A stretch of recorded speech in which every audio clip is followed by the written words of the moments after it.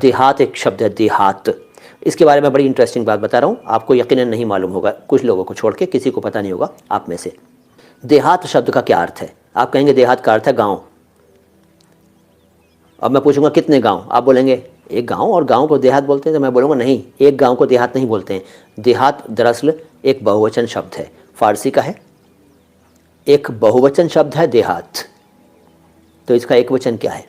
इसका एक वचन है देह, द इ की मात्रा और पूरा हा, देह, DIH, देह।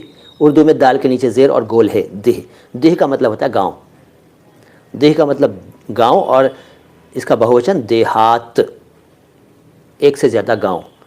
तो देह भी फारसी का है और देहात भी फारसी का है, और इसी से बना देहाती, यानी जो देहात में रहता हो, मैं गाँवों में रहता हो, देहात में तो देह में रहता हो, देह में, ठीक है। जो लोग देहात में रहते हो तो उन्हें गाँव में रहने की वजह से देहाती कहते हैं।